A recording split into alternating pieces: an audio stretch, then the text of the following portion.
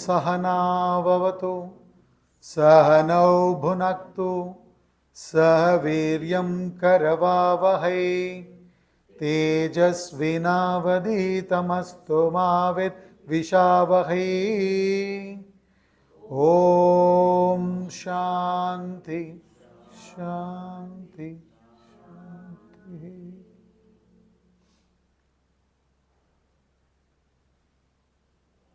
We'll chant chapter 4 of Srimad Bhagavad Gita, verses 1 to 10.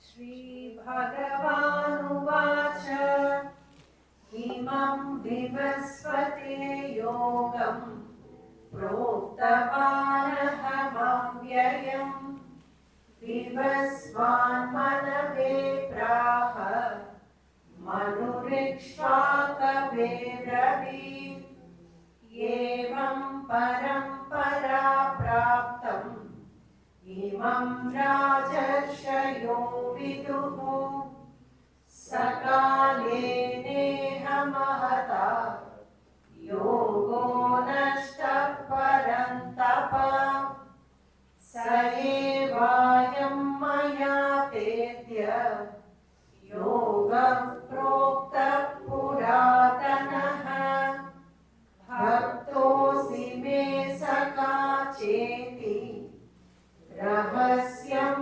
Hetaduttamam Arjuna Uvacha Aparam Bhavato Janma Param Janma Vivasvataha Katametat Vijaniyam Kamadau Proktavaniti Shri Bhagavanuvacha Bahuni me vyatitani Janmani tava charjuna Tanyaham veda sarvani Natvam veda parantapa Ajopi sannavyayatma Bhutanam Ishvaropi san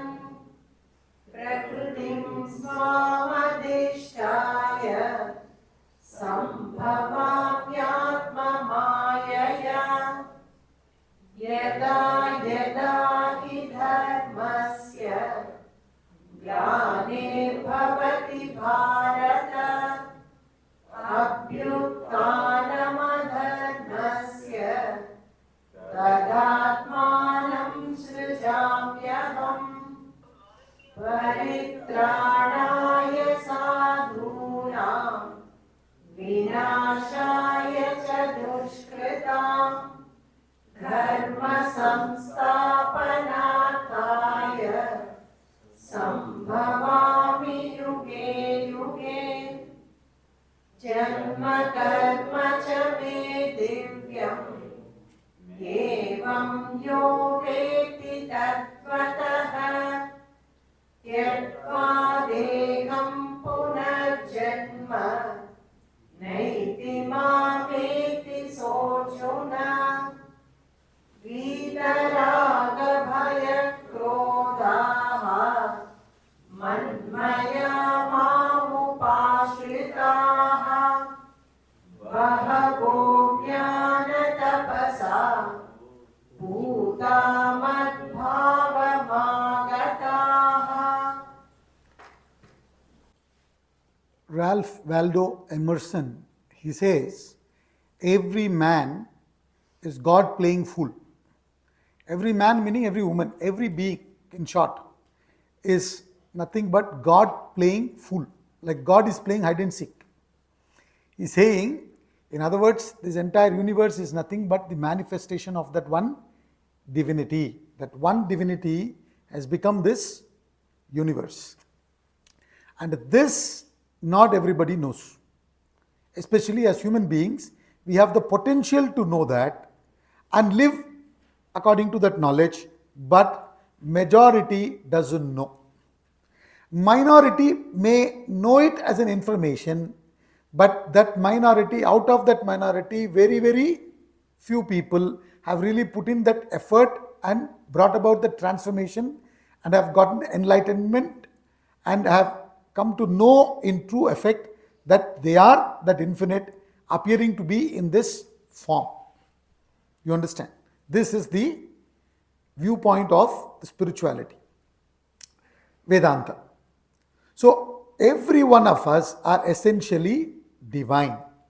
We are imagining today ourselves to be this limited individual because of our ignorance of our true nature. And therefore, we are trying to fulfill this limitation by trying to run after the objects and beings of this world. And when we run after, they are the desires, right? So when the thoughts flow from us to the world outside to bring about that sense of fulfillment is called desire. And we are constantly running to feel complete. You understand? And the more we try to achieve, the more we still crave for. We don't find that satisfaction. So what Vedanta says is, by adding one to one, you won't achieve infinity. Rather, you have to gain the knowledge and realize that you are that infinity. So action per se cannot bring the solution. What is the solution? The solution is the knowledge. See, it is not that you have to go and attain enlightenment. You are already infinite. You don't have to attain infinite. It's not that you are finite and you have to become infinite. You understand? If you are finite, you can never become infinite. You are infinite already. You do not know that. So what you have to do? You have to remove that ignorance. You understand?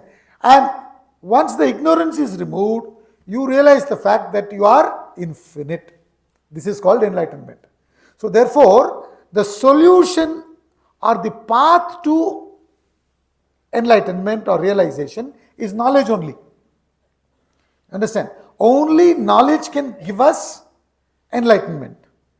But not everybody is qualified to gain the knowledge, and not everybody is qualified to reflect upon it and bring about the transformation. So therefore, to gain that knowledge, first we have to prepare ourselves. Therefore, we have to qualify ourselves for Jnanam. We have to first become Gnana Yogyata. You understand? We have to become qualified to gain that knowledge.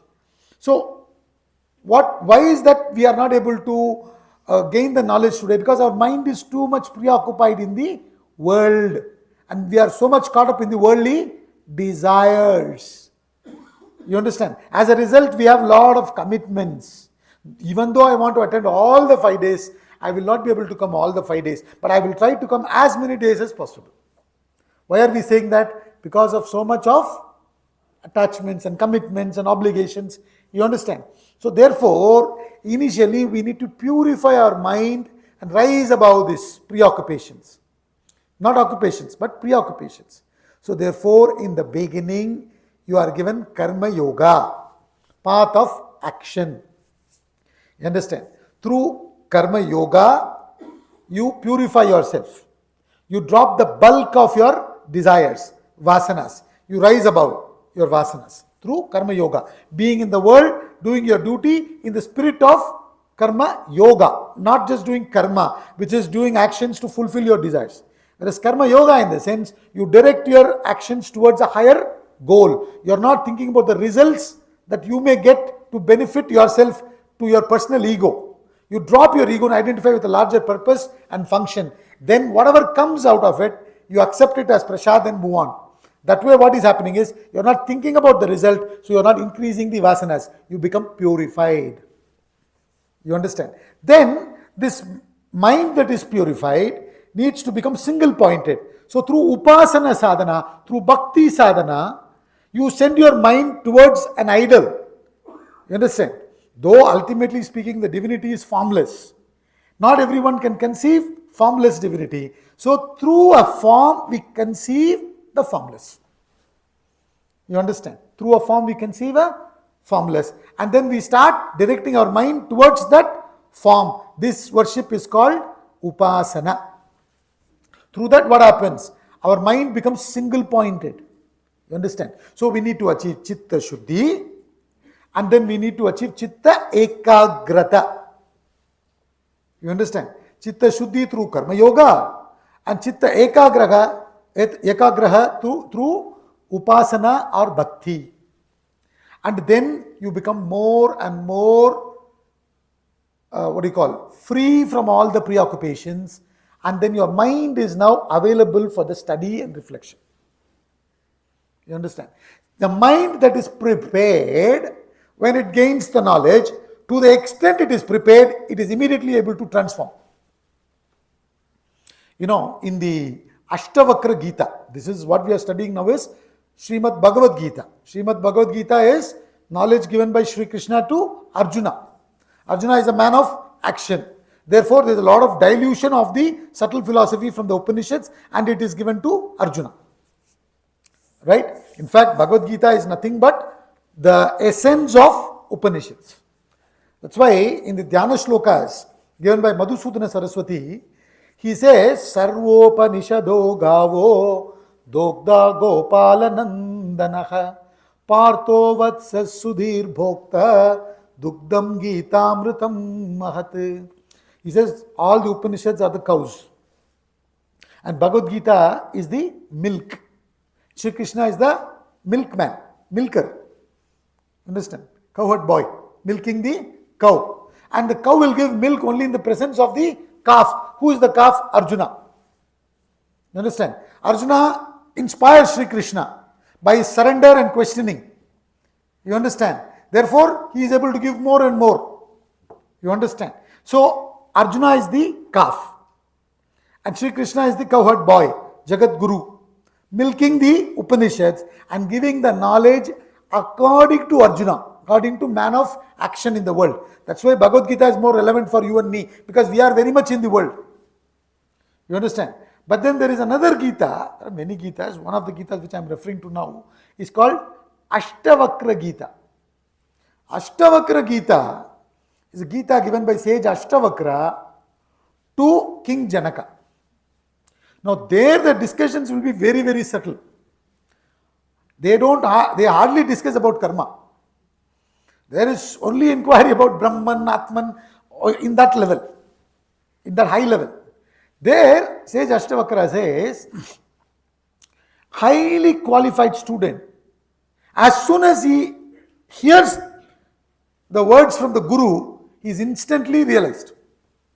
In fact, in the Ashtavakra Gita itself, the first chapter, King Janaka approaches the sage Ashtavakra and asks his question, how do I gain this knowledge? How do I gain liberation, etc.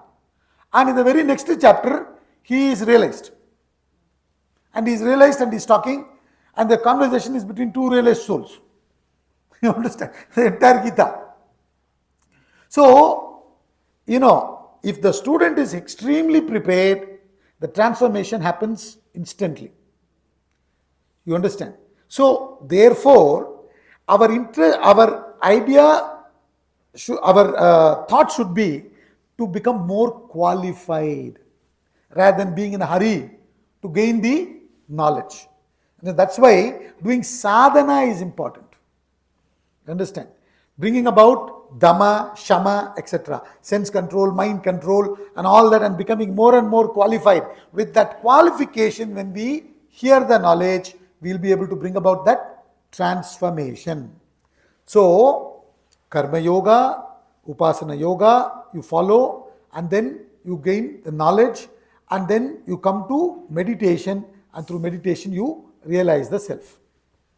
So, in the second chapter and third chapter, Shri Krishna already talked about karma yoga and Gnana yoga. In the second chapter, Gnana yoga and little bit of karma yoga, and the expansion of karma yoga was discussed in detail in the third chapter. And in fact, in the entire Gita, though it has 18 chapters, 700 shlokas, second chapter is, I think, 72 shlokas, and 18th chapter 78 shlokas, totally 150 shlokas, second and 18th chapter. How the Gita is presented is like how they present the news. First, what do? Highlights, main points. isn't it? Important news, isn't it? That's what they present in the beginning, right? And then the elaborate news comes. Then again the main points, isn't it? Same way, first in the second chapter, Sri Krishna has already said whatever he wants to say. And then he is elaborating because Arjuna is asking. Thanks to Arjuna, we got detailed explanation. And then in the 18th chapter, again, summary. That's how he communicates. You understand? So all this is already said. This is what he refers to as imperishable yoga in the first shloka of this chapter. He says, Sri Bhagavan Vacha, the blessed Lord said. So Sri Krishna spoke to Arjuna. What did he say? He says, Imam vivasvate yogam proktavanaham avyayam vivaswan manave praha manurikshvakave bravit. I declared this imperishable yoga to Vivaswan, the sun god, the very first being, and Vivaswan gave it to Manu. He taught it to Manu, his son, and Manu taught it to Ikshvaku, his son. Thus this knowledge was handed down in succession in parampara. This knowledge was valued, and each one of them got the knowledge from the Guru. They did sadhana and understood the knowledge. They brought about transformation, and then they passed on this knowledge to the next generation. Thus, dharma was passed on from one generation to another generation. You understand? But in between, and he calls this knowledge as imperishable yoga. Why imperishable yoga? Because this will lead you to that imperishable goal, which is self-realization. Therefore, he calls it as avyayam yogam, imperishable yoga. You understand? The goal is imperishable. And that is what it will lead you to. This karma yoga and bhakti yoga and jnana yoga, if you follow correctly. Therefore, he calls them as imperishable yoga. And due to indiscipline in between, by the head of the family, head of the state, etc., leading themselves towards the sense objects, becoming more sensual, you understand, running after the material world as an end in itself. What has happened? This yoga has become nashta, he says. Means what was so common suddenly started becoming rare. Here and there, people didn't know. Even if they knew, they only know the words. Nobody really understood. You understand? So therefore, he says, thus handed down in succession, the king sages knew this yoga, by long lapse of time has been lost here, O Parantapa. O Arjuna, O scorcher of foes, this has been lost. And I am reviving it today, he says. So that very same yoga, I am today giving it to you. I have given it to you. He says, Sa evayam maya tedya yoga prokta puratanaha bhaktosi me sakacheti rahasyam heta duttamam. So that very same yoga, that very same ancient yoga has today been imparted to you. In fact, Sri Krishna says, Bhagavad Gita is over. Has been imparted. You understand? Bhagavad Gita is over. That's what it means, no? Has been imparted to you. Imparted to you by me. Why? For you are my devotee and friend. This I explained to you yesterday, but we just discussed a little bit. So we'll go a little more in detail. You are my bhakta. This is very important qualification. See, please understand, without bhakti, karma will not become yoga. Without bhakti, jnanam will not become yoga. Without bhakti practices themselves won't become yoga. You understand? That attitude is very important. In fact, they say about Karna, you know, no? The eldest of Kunti's son, who didn't know his real birth secret. So Karna was a great giver as per the story. He had one great quality. Even though he was a giver, when he gave, he didn't want his hand to be above the person who's taking. So when we give, we give like this, the other person is taking like this. So apparently it is said that he always gave it like this and they took it like this. He wanted the people who take, their hand should be above him. That bhav, how much you are able to bend down, that much you can gain. Understand? Where there is humility, there will be knowledge. Vidya Vinaya Sampanne Brahmane. In the next chapter he says, Sri Krishna says, Vidya Vinaya Sampanne. Vinaya means humility. You understand? So, when there is humility, you can gain knowledge. Humility is bhakti. What is bhakti? Bhakti is nothing but self-effacement. Sharanagati Bhavana. Sharanagati Bhavana means what? Sharanagati already Arjuna did to Sri Krishna. In the 7th shloka of chapter 2 we saw that. I don't know. You understand? I don't know. I am submitting myself to you. Please teach me what is good for me. I am becoming your disciple now. I have become your disciple now. Please teach me. You understand? So what is bhakti? Bhakti is nothing but self-effacement. Surrendering the ego. You understand? So you are a Bhakta Arjuna. You are qualified. You understand? And you are a friend. And what is the greatest quality of a friend? Trust. Faith. You understand? You can be yourself in front of your friend. You understand? When you meet your classmates, schoolmates, college mates, especially some of them who are very, very close to you, even though you have not met them for many years, you understand? You can just be yourself. You understand? So, because you have so much trust, and that is very important to gain this knowledge. You understand? It's okay, you have a lot of doubts. You understand? But you won't go with your doubts. You bring in your intellect, question and understand and get rid of your doubts. With faith, you continue. I don't know. The Guru knows. You understand? The Guru has no axe to grind. So I'm submitting my ego, not the buddhi. You understand? And with the buddhi, I'm trying to understand what the Guru says and I continue. Shraddha is not just to be translated as faith merely. Shraddha is much deeper. You understand? It starts off as faith. Then it continues as conviction till you bring about transformation. You don't give up till you bring about transformation. That's called Shraddha.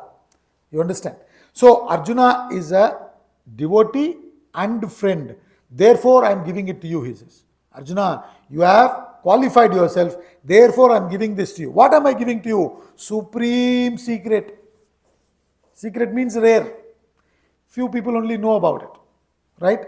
In fact, this knowledge, for example, take the example of waking state and dream state. Right? All of us are in waking state. Am I correct? All of us are in waking state now. None of us are in dream state. But we go through, as human beings, we go through waking state, dream state and deep sleep state. All these three states of consciousness we go through. Now when we are in dream state, in the waking state you may be an industrialist, having given job to so many people, having good bank balance, no loans whatsoever. This could be the state in the waking state.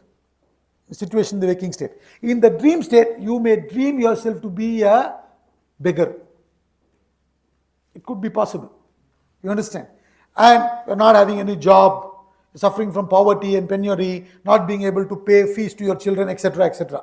These experiences are completely different. Now, as you are begging and you're crossing the road begging, you tripped on something and you fell down, you woke up. And now you've woken up and you've become the industrialist again. You understand? You've become the industrialist in the waking state. Are you with me? This industrialist knows about the beggar, but the beggar doesn't know about the industrialist. Beggar can never know about the industrialist.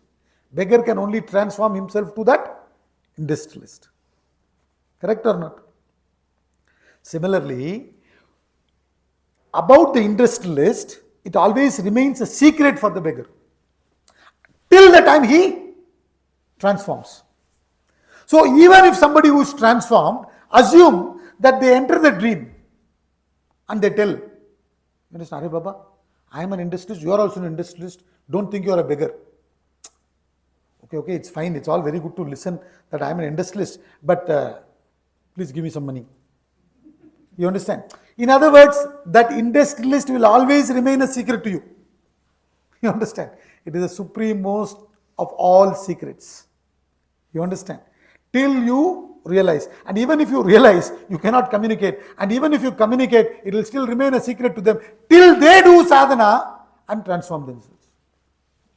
Otherwise, what we know is only words.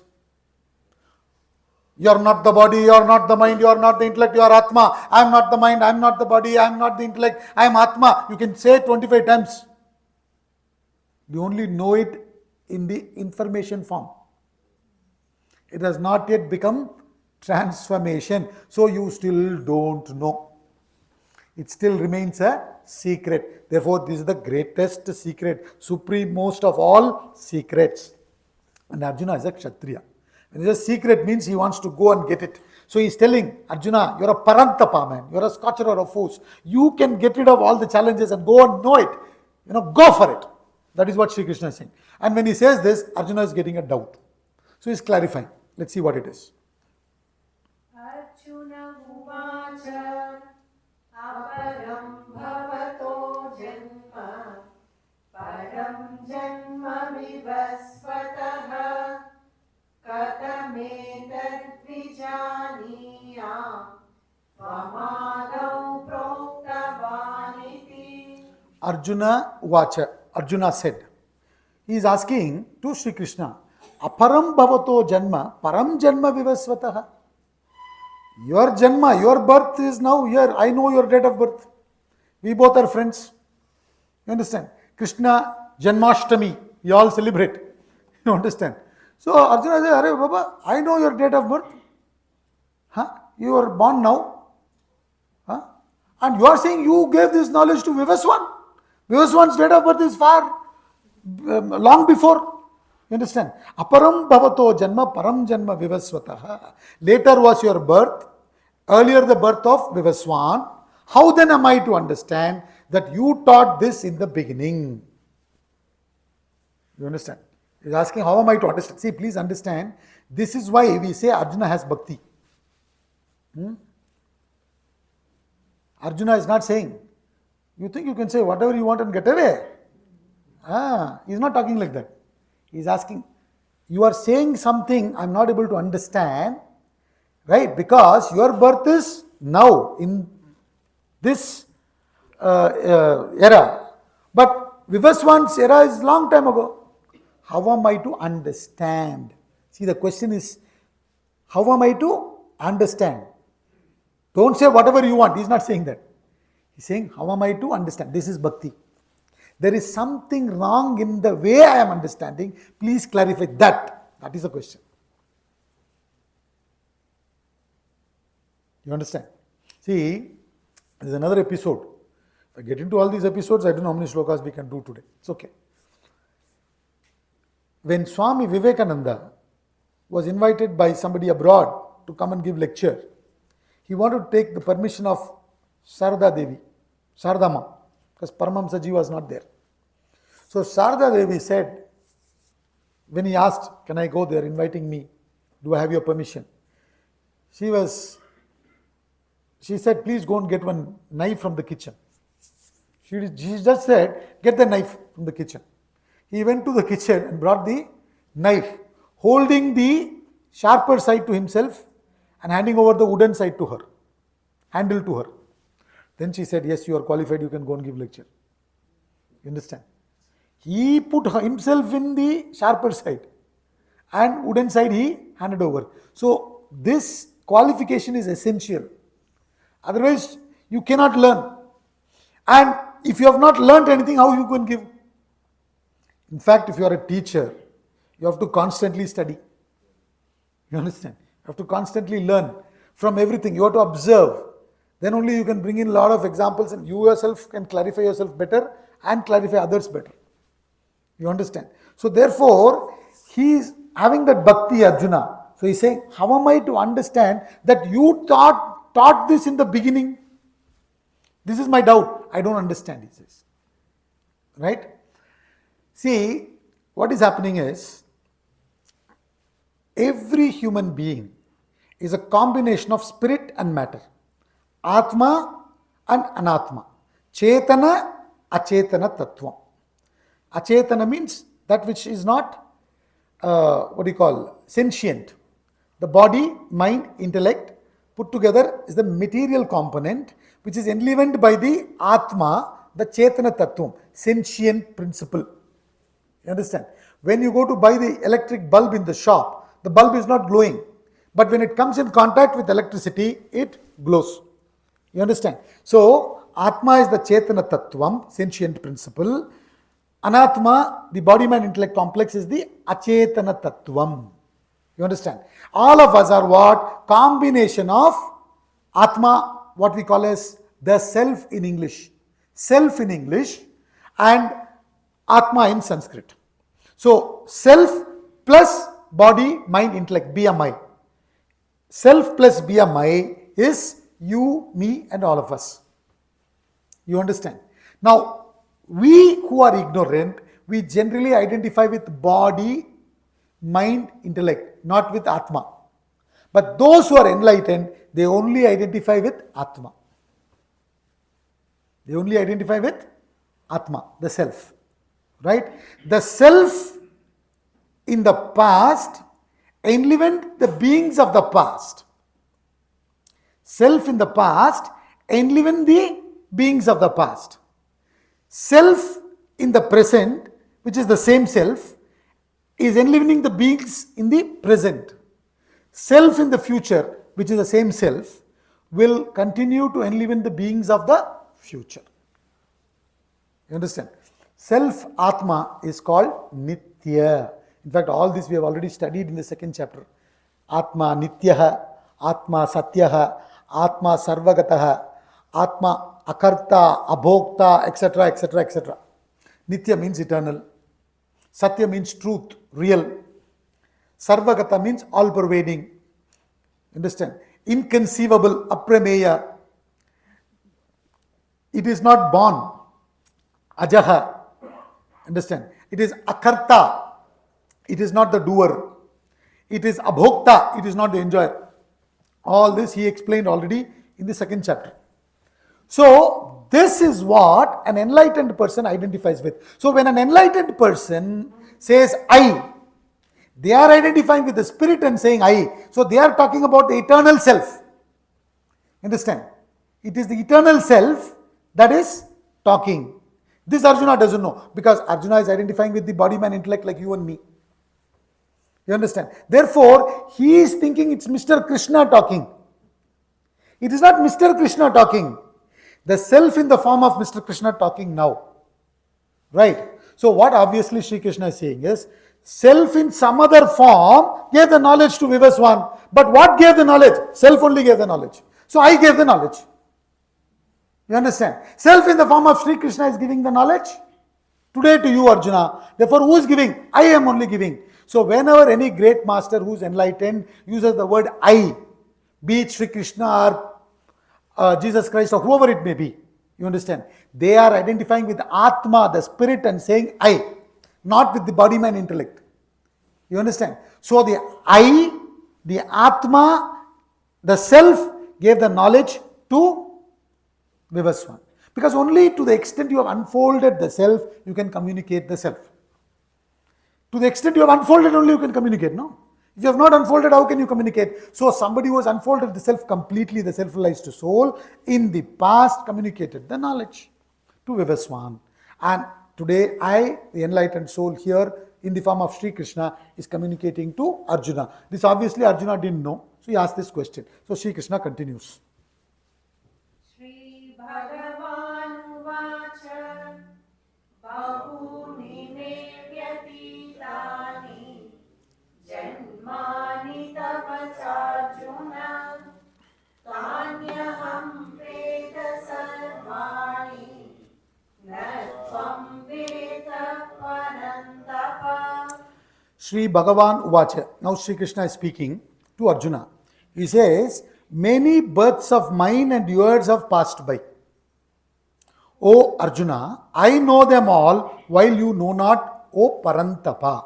So what he is trying to say is, Arjuna, you are only identified with the body mind intellect in the present. This body mind intellect. So you have no access to the past or the future. But I am identified with the Atma. You understand? It is the same Atma enlivened the beings of the past. It is the same Atma that is enlivening the beings of the present. The same Atma that is going to enliven the beings of the future. When the beings are enlivened by the Atma, the beings go through perceptions, emotions and thoughts. They go through perceptions of objects, they go through emotions and thoughts. OET. You understand? So, behind the OET, objects, emotions and thoughts of the past, what was there? Atma. See, your eyes, if you pluck it, will it be able to see? It is by itself insentient, isn't it? Since Atma, the consciousness, pure consciousness is functioning through it, it is able to see. That's why in the Kena Upanishad he says, it is not what you see, but what makes you see. It is not what you hear, but what makes you hear. It is not what you feel, but what makes you feel. It is not what you think, but what makes you think. You understand? Eye of the eye, ear of the ear, etc. he speaks. So now, the self in the past enlivened the beings and they went through objects, emotions and thoughts. Self in the present enlivens the beings in the present. They are going through objects, emotions and thoughts. Self in the future will enliven beings. They will go through objects, emotions and thoughts. The self being the same, it knows the past, present and future. In that sense, I know the past, present and future. While you are identified only with this body, mind, intellect. So you only know this objects, emotions and thoughts. You have no access to the past. You have no access to the future. You know only this. You don't know the total. I as an Atma knows the total. Is this clear? That's all he's saying. So therefore, many births of mine and years have passed by, O Arjuna, I know them all while you know not. So the moment you start getting enlightened and you identify with the Atma, you now have become the knowing principle. Understand? It is the knowing principle that you have become. So the knowing principle has access to past, present and future. So therefore I know the past, present and future while you know not. That's all he says. And he continues. Ajopi sannavvyayatma bhutanam ishvaropi san prakritim svamadhishtaya sambhavamyatma mayaya. Aja api. Aja means unborn. Though unborn, of imperishable nature. Ajopi sannavyayatma bhutanam ishvaropi san.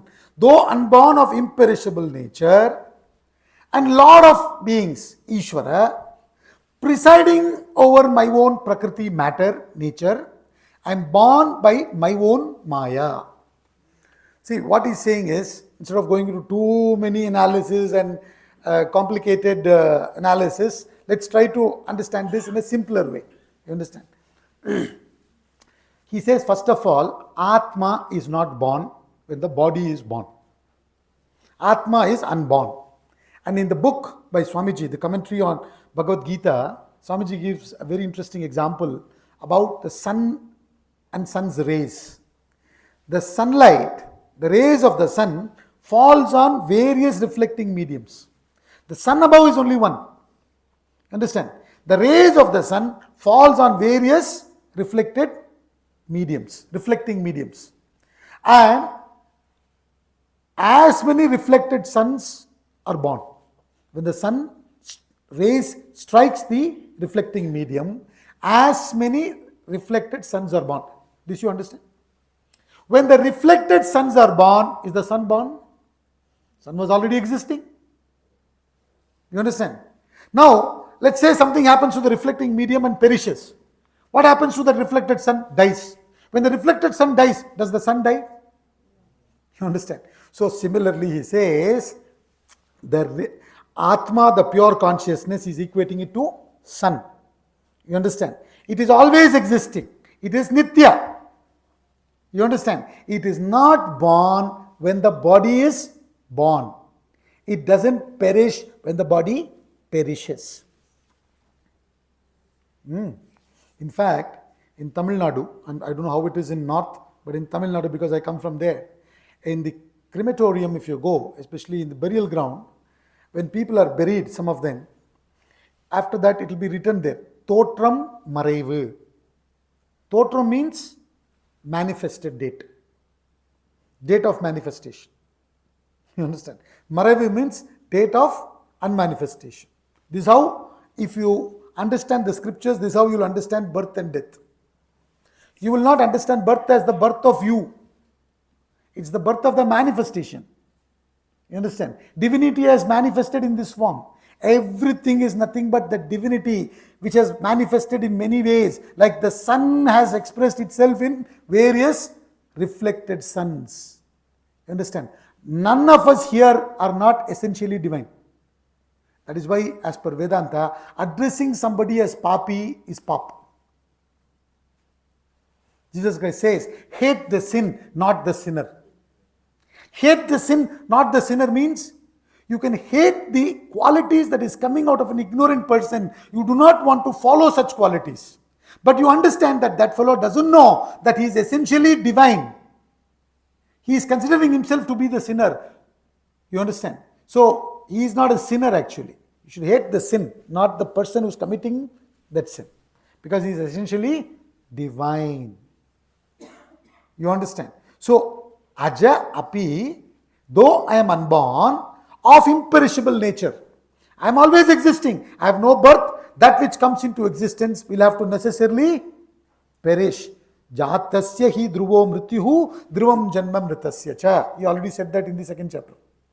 You understand? So therefore that which is born will have to die. Since I am not born, I have no death also. I am beyond birth and death. I always exist. The I always exists. The I in you always exists. When you were a child, you said, I am a child. When you are a young man, you say, I am a young man. When you get married, you say, I am a married man. Then you become old, you say, I am an old man.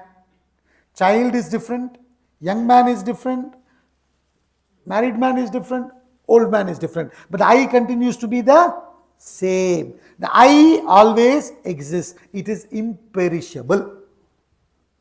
I always exists means not only Sri Krishna exists, the I in every being exists always, meaning I am imperishable.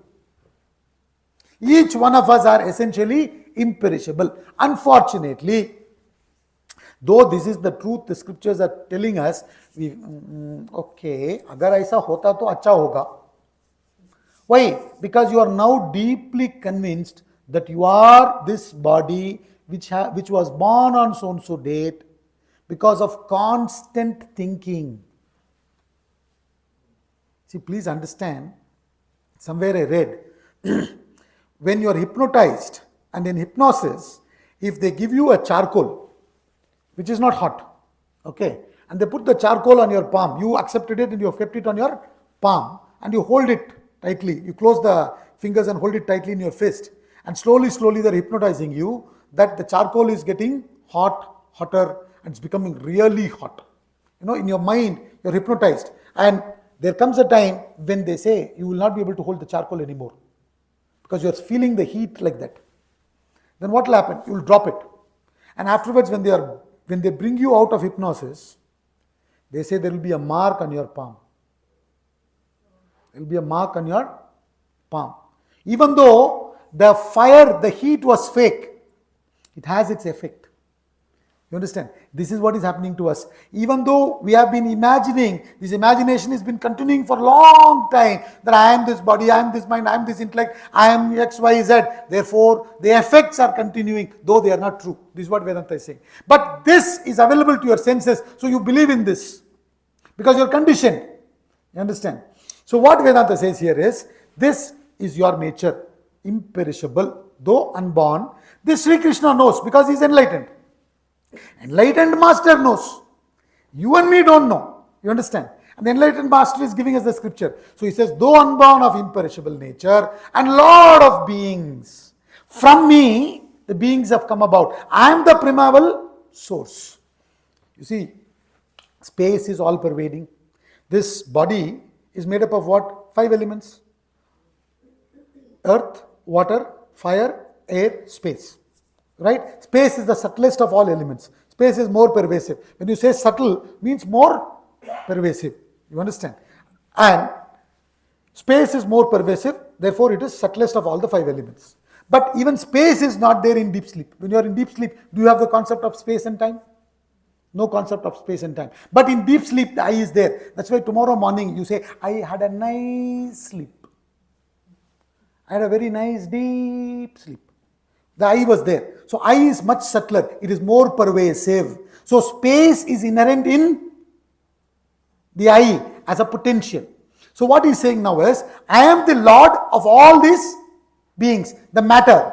You understand? So I lord over my matter, presiding over my matter, I manifest myself using my Maya, the Shakti, the potential. Like a painter who has the potential to paint, identifies now and then with that potential and brings about the paint. The pure consciousness, identifying with the potential Shakti, has brought about the manifestations. This is how the manifestations has happened. So I am clear about this, he says. I know this, you don't know. Because you think you are this body, mind, intellect. You are swayed away by that power, whereas I am wielding that power. This is the difference. A person with awareness is keeping the Shakti under his or her control. The person without awareness, who is in ignorance, is completely under the control of that Shakti. This is the difference. Are you getting it? We are all under the control of that power. So we are covered by the Avarna Shakti and Vikshepa Shakti. Avarna means covering Shakti. Vikshepa means manifesting Shakti. Right? When you see a snake where there is a rope, what is happening? The rope is covered and the snake is projected. You understand? Like that, the truth, reality, Atma is covered and world is projected. Now, when you go and analyze this world, Vedanta says this world is nothing but truth, divinity, just the names and forms are different, like clay and pots. From the clay, various pots are made of different forms and different names are given. You understand? Like that, this entire world is nothing but simply Nama Rupa Tattvam. That's all. Like charcoal is also carbon, diamond is also carbon. But the structure of carbon atoms differs in charcoal and diamond. Similarly, every one of us are essentially divine, but we do not know that. But an enlightened soul is aware of this. So the enlightened soul knows the secret of birth, or knows the secret of manifestation and unmanifestation. We do not know the secret of manifestation and unmanifestation. That's all he said. Continue. Yada yada hi dharmasya glanir bhavati bharata abhyuttanamadharmasya tadatmanam srijamyaham. This shloka and the next shloka many of us know, thanks to television. Only the chanting differs. They chant in a different way. Right?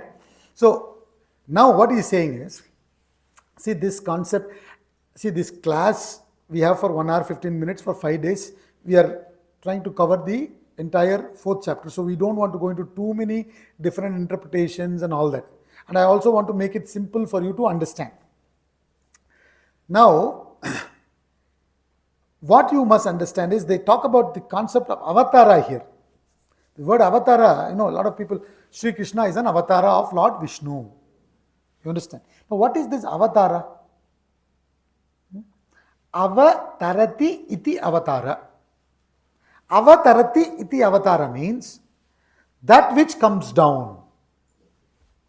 You understand? When you are enlightened, When you are enlightened, you come down. You don't fall down. I'll explain that. We are all falling down. We are all fallen case. Understand? In fact, Sri Krishna's one of the name is Achyuta. Every time I say that word Achyuta, I have to sing. Achyutam Keshavam Krishna Damodaram. Let's stop there. You understand? So, Achyuta means one who has never fallen. We are ever fallen. You understand? Sri Krishna never fallen. We are ever fallen. You understand? So, what is this coming down and all that? You please understand. Falling down, coming down. What is the difference? Somebody is talking on the phone and crossing the road. And let's say it was rainy season. So, they open up the, drainage cover. And this fellow didn't see. He's talking on the phone. He fell down. You understand? So, you say he's fallen into the drainage. Right? Now, you are seeing it. You have nothing, no connection with him. Koi lena dena nahi. You understand? Yet, you won't say, hey, he's not my relative, he's not my friend. How do I care? Do you say that? I hope not. So what do? You go down. You go down, don't say, hey, we won't go down into the drain. Cooperate here. You are not falling there. Nah? You go down. Since you go down to help that fellow, bring him out. So consciously, you go down. You understand? Consciously, you come down. This is called avatara. In our case, we are not functioning consciously. Unconsciously, we are falling down. You get the difference? You understand? So, anyone who is enlightened, thereafter their functioning is all coming down only. They thereafter function consciously only. You understand? Whenever he says, Yada yada hi dharmasya glanir bhavati bharata. O Bharata, O Arjuna, Bharata comes from the root Bharat, Basirata, one who revels in light, consciousness, knowledge. You understand? We all belong to this country which respects this knowledge. You understand? So you are a Bharata Arjuna. And he says, whenever there is decline, indeed a decline of dharma, the system goes for a toss. You understand? Righteousness, there is a decline in righteousness and rise in adharma. Understand? All kinds of things goes. Nothing goes in a proper system. So unrighteousness takes over. Then I manifest myself. In other words, what he wants to say here is, see, all of us function propelled by our karma. Whatever actions we did in the past, it produces certain effect. And accordingly, we will be going through our life. We all function under the cause and effect relationship. You understand? We all have karma. Through karma, we have got this body. And when we have got this human body, we can either exhaust the karma or add more karma. Generally, we add more karma. But if we study Gita and live that knowledge, we will be exhausting karma. You understand? When a person has realized, when a person has become enlightened, means what? The karma is gone. Thereafter, the person's actions do not produce karma. The existing karma is gone. It doesn't produce new karma. You understand? Then, does it mean that the person will immediately die?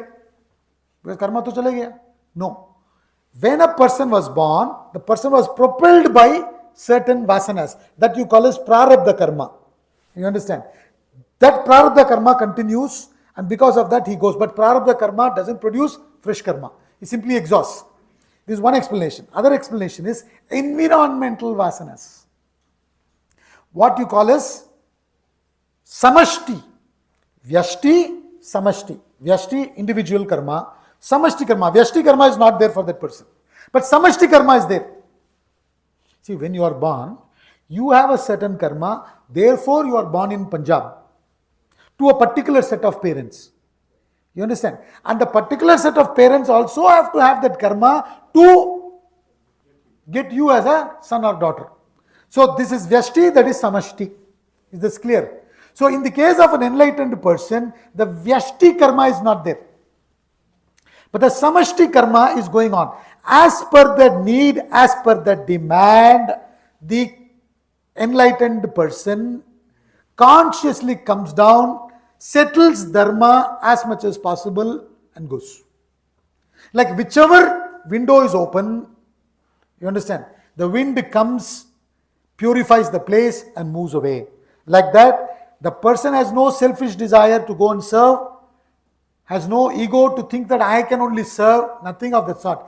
Wherever there is a demand, he comes down, she comes down, serves and moves on, sets the dharma and moves on, establishes dharma. So he says, whenever there is indeed a decline of dharma, because the pressure creates, no? Dharma has gone down. So there is a need there. So the person goes. In different nature beings will be, they go and serve in different ways, different capacities. You understand? You have avatars who are Kshatriya avatars, who go and serve from that angle. There are Brahmana avatars, like Adi Shankaracharya, Ramanujacharya, Madhvacharya. You understand? All these great masters, they came and revived the scriptures. You understand? Scriptural knowledge. The different ways in which the beings have come in the past. And this country especially is very fortunate to have received masters time and again coming and reviving this knowledge. In spite of so much of invasion, we still have texts left for us to study. This itself we can't study. What they say is so many scriptures were destroyed. What is left out, we will not be able to complete. You understand? That much we have. So, periodic visitation of these great masters have happened. They come, what do? The balance between dharma and adharma has tilted towards adharma. They come and set it right towards dharma. But then what happens? Again, adharma takes over. Again, somebody will come and set it right. This continues. Jesus Christ says, iniquity there shall be. Woe unto you if you be the cause of it. Iniquity will always be there. It will be a problem only if you are a cause for it. Then you will have to pay for it. Woe unto you if you are the cause for it. You understand? So therefore, what does he do? Yada yada hi dharmasya glanir bhavati bharata abhyuttanam adharmasya tad atmanam srijami aham. There the enlightened soul manifests, sets right and moves on. No expectations. Oh, he didn't say thank you. You understand? They are not grateful. No problem. Just like a wind. Beautifully in Daffodil's poem, William Wordsworth says, I wandered lonely as a cloud. Wandered lonely. A Mahatma is not attached to one place. So he says wandering. Lonely means not wandering with a group, 25 people. You understand? Wandering alone. Lonely means alone here, not lonely. He is not suffocated. He is alone. Identified with Atma. And he is moving like clouds. Wherever the cloud goes, it gives rain. Like that, wherever he goes, he gives, what happens? Dharma is uplifted there. You understand? That is why we need to go and be associated with the great Mahatmas. It's coming later on in 34th shloka. He's going to talk about it. Why we have to be associated with the great masters. We have to go because we get uplifted. There are certain people when they walk in, till then everything would be alright. The moment they come in, everybody becomes depressed. कुछ भी नहीं चलता है, ये खराब हो गया, वो हो गया, बर्बाद हो गया. अरे बाबा, you feel completely depressed, after 2 minutes of that fellow, everybody becomes depressed. But somebody comes in, cheerful, everybody gets uplifted. He has no expectations whatsoever. Like a child, and a child comes, bubbles with activity, no expectation, everybody becomes child. You understand? Like that, a Mahatma uplifts the environment. And how does he do that? He continues.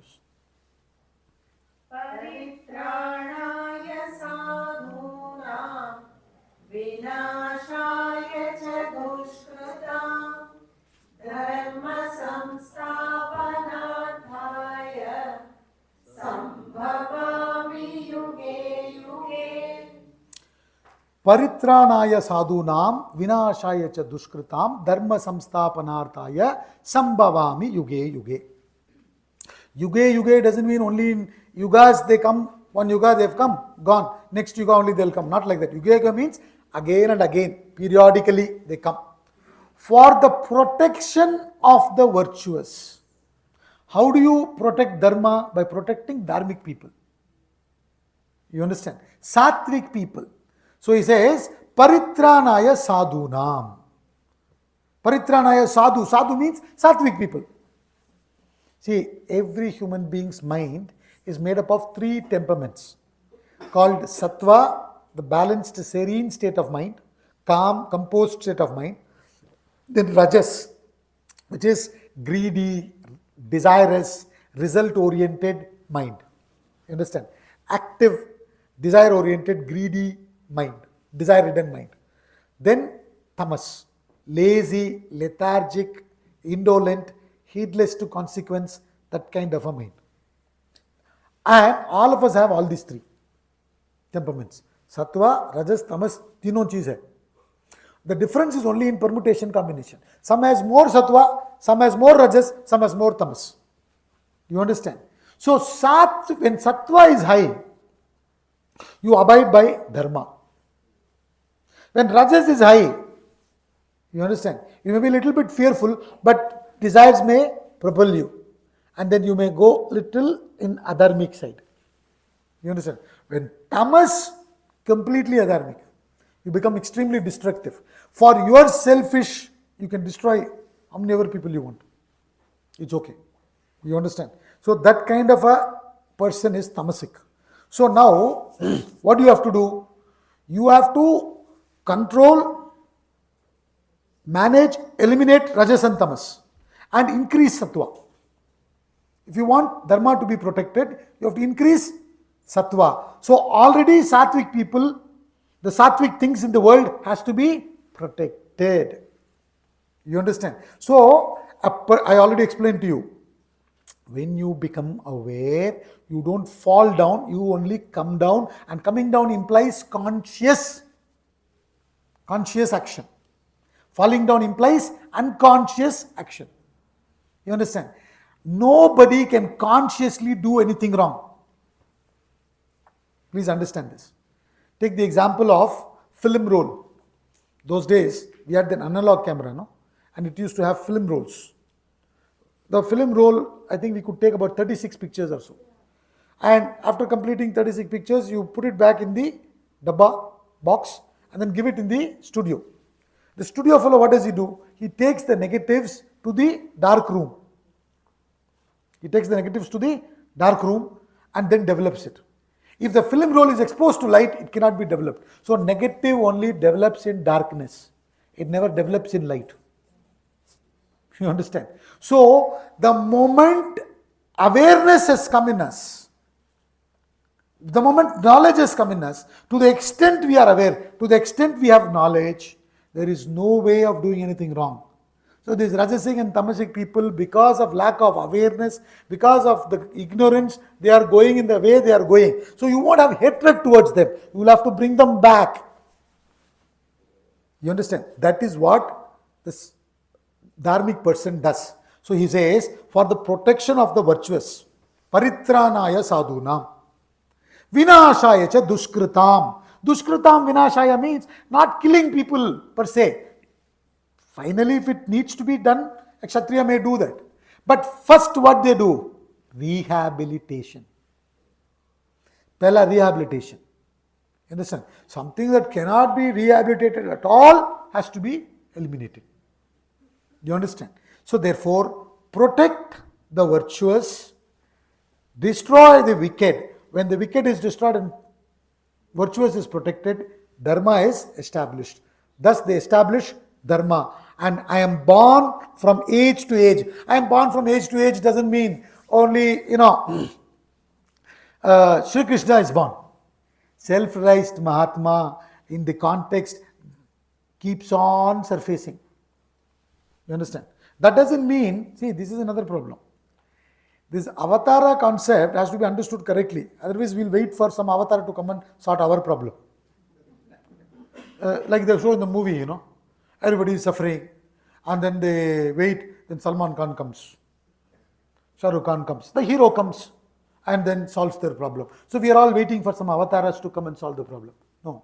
What we have to understand is, we have to start lighting the lamp of wisdom in us, the awareness in us. Then we can deal with the darkness of rajas and tamas. Please understand it that way. Otherwise, wrong understanding comes, okay, avatara aane wali. Understand? And generally you see the movies and you think when there is heavy wind and all, maybe Avatar is coming. Because before Parashurama comes, They show, heavy wind comes. So maybe Parashurama is coming. You understand? Don't wait for avatars. You have to enlighten yourself. Please understand. Otherwise, it's a big problem, all these, things we don't understand correctly. So, for the protection of the virtuous, for the destruction of the wicked, and for the establishment of dharma. Thus, the person who is aware establishes dharma, and time and again this happens. Continue.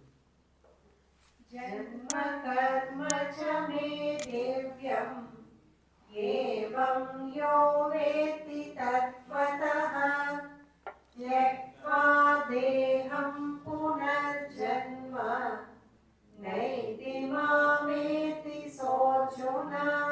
He who knows thus my divine birth and action in true light. What is he referring to? Whatever I spoke so far. Whoever it may be. You understand? As long as that person is qualified. It doesn't matter. Whatever color it may be, white, black, brown, doesn't matter. You understand? Whatever color you may be, whatever qualifications, whatever character you may have, if you are qualified, you may be Brahmana, Kshatriya, Vaishya, Shudra, but if you are qualified, you understand. And understand it this way. Janma karma cha me divyam. Evam yoveti tattvataha. Tattvataha means in essence. Who understands it in essence. This, whatever I have been talking so far, says Sri Krishna. He who knows thus my divine birth. The divinity is the base of all manifestations. The divine birth and how the divinity acts. You understand? In this world. What is the connection between the divinity and action? Whoever understands it in true light, they thereafter do not identify with the body, have abandoned the body. Abandoned the body means what? They don't take bath. They don't eat. It's not that. Abandon the body means, in American language, they give a damn.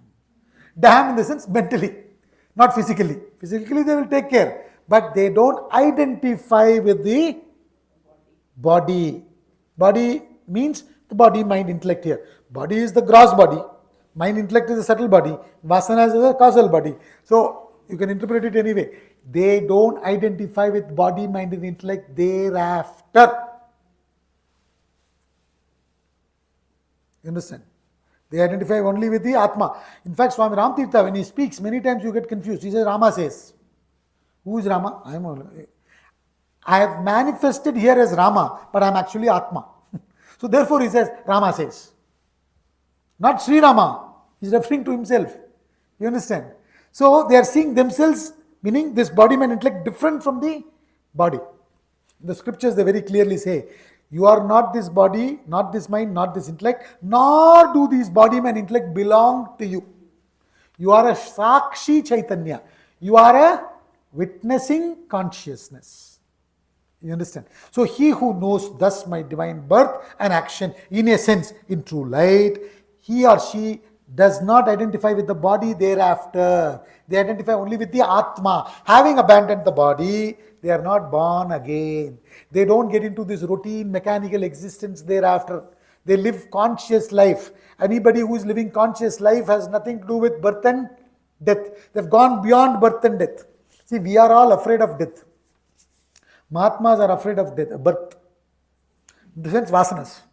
Now they have eliminated the Vasanas. So they have gone beyond birth and death. He is not born again. You have Vasana to study Vedanta, therefore you are born here. If you don't have Vasana to study Vedanta, you won't be born here. You understand? So your Vasanas bring you. When the Vasanas are eliminated, when the desires are eliminated, when you have gone beyond the Vasanas and desires, why will you be born again? So they are not born again. Then what has happened to him or her? He has become one with me. He comes to me, O Arjuna. He says, he comes to me. He comes to me means what? He is realized that he is infinite and is merged with the infinite. Thereafter, there is no more coming back to finite embodiment. Continue.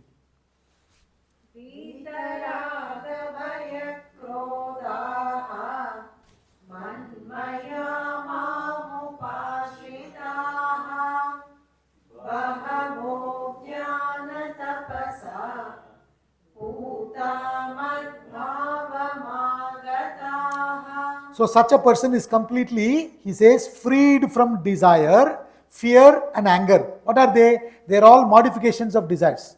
So he says, freed from desire, fear, anger, absorbed in me, taking refuge in me, purified by the fire of knowledge, many have attained my being. It is not exclusively to few people. It is possible for anybody and everybody. Many people have achieved it. You can also achieve. But what you have to do? You have to become free from desire and its modifications. When the desire is fulfilled, you are afraid of losing it. Fear comes. When the desire is interrupted, you get angry with whosoever interrupts. So fear and anger, many more. Kama, Krodha, Lobha, Moha, Mada, Matsarya, Bhaya. All these are modifications of desires. You understand? Basically, you have to become free from desire and its modifications. How you can become free from desires and its modifications? By completely getting absorbed in the divinity, in me. Me meaning Atma, not Sri Krishna, not Mr. Krishna, Atma. You understand? Absorbed in me, taking refuge in me. How? By the knowledge purifying you. So when you gain this knowledge, you understand this. This knowledge purifies you of all these erstwhile confusions and conditionings. Then with that you become very clear. Then your mind will constantly identify with the Atma as directed by your Buddhi. Buddhi takes refuge in the Atma. Mind gets absorbed in the Atma. And the body goes about acting in the world. And you rise above the desire and its modifications. And you attain moksha. You become one with divinity. Continue. कामां प्रपद्यन्ते तां सदैव भजाम्यहम् मम वर्त्मानुवर्तन्ते मनुष्या पार्थ सर्वशः. Howsoever men approach me, even so do I satisfy them. Men tread my path in all ways, O Partha. So what he's saying is, the self is the enlivening principle. Without the self, no action is possible. Without electricity, no gadgets can work. The gadget of cooler gives cool air because it is enlivened by electricity. You understand? The gadget of heater gives heat because it is enlivened by electricity. But electricity itself doesn't have cool or cold or heat. It has nothing to do with cold or heat. You understand? But without electricity, no gadgets can function. You understand? So, the gadgets take the help of electricity and give out cool air or hot air, etc. Similarly, beings may use me positively. Beings may use me negatively. Howsoever men approach me. Men means women also. You understand? Howsoever beings approach me, so do I satisfy them. I support them. You want to do good karma, I support. You want to do bad karma, I support. You understand? I am neutral. I have nothing to do with it. I am neutral. I support both. You will have to incur karma and you proceed. And men in every way follow my path only. Why people are doing whatever they are doing? Because ultimately they want to become free. Nobody likes to be bound. Everybody wants to become free. So everybody is actually working for moksha, freedom only. But they do not know how to get it. So therefore what they are doing? They are going to the worldly path, abusing the self. Understand? But if you are knowledgeable, then you will be using the self. Otherwise, you will be abusing the self. But whatever it may be, I support. Everybody is following my path only to get back to the self only. So, therefore, he says, they are all following my path in all ways. Continue. काङ्क्षन् तत्कर्मणां सिद्धिं यजन्त इह देवताः क्षिप्रं हि मानुषे लोके सिद्धिर्भवति कर्मजा. So, when there is a right trial path to go to moksha, majority go towards the world. They are all using the self for pursuing the world rather than pursuing the Atma. Why is it so? You understand? Saint Tyagaraya says, Chakkani Raja Margamul Undaga Sandulo Duralenara O Manasa. He is telling the mind, when there is a right trial path, why are you going to the bylanes? You understand? The mind is going into the bylanes. He is asking the mind, Are Baba, you have the right royal path. Why are you going to the bylanes? Chakkani Raja Margamul Undaga Sandulo Duralenara O Manasa. So why is it like that? Because he says, they who long for success in action here means in this world, sacrifice to gods, to the limited goals, whatever they want to achieve. You understand? Name, fame, power, position, all these are referred here as devata, limited goals, gods. For quickly indeed success is born of action in the human world. Kshipram himanushe loke siddhir bhavati karmaja. In this world, very easily success is achieved. Very easily success is achieved means through sacrifice only. Even to achieve sacrifice, you have to do a lot of sacrifice. I'm sorry, to achieve success here, you have to do a lot of sacrifice. But relatively, it is easier to achieve success here than achieve moksha. Understand? Everybody wants instant. Nowadays, instant coffee, everything instant, no? Instant photos, everything is instant. Everybody wants everything instant. See, remember one thing. When you are in a hurry, you can never meet hurry. You understand? When you are in a hurry, you can never meet hurry. Okay. So now what is happening is, everybody is in a hurry, everybody wants things quickly, and in the world, success comes quickly. But moksha, aur mehnat karna padta hai. You understand? So therefore, many people use me to go towards the worldly success. Understand? But the wise people understand, hey, this is not a solution, Baba. I have to go towards moksha. One more sloka. Chaturvarnyam maya srishtam gunakarma vibhagashah tasya kartaram api mam vidya kartaram avyayam. Chaturvarnyam, he says the fourfold caste was created by me. Again, me doesn't mean Sri Krishna. Again means Brahman, Atman, the totality. According to the differentiation of gunas, guna karma vibhagashaha, according to the differentiation of guna, quality, and action karma, though I am its author, know me to be the non-doer and immutable. First he says, I am the author. Then he says, I have nothing to do with it. You understand? What it is, we will see tomorrow. Right? Let's conclude now.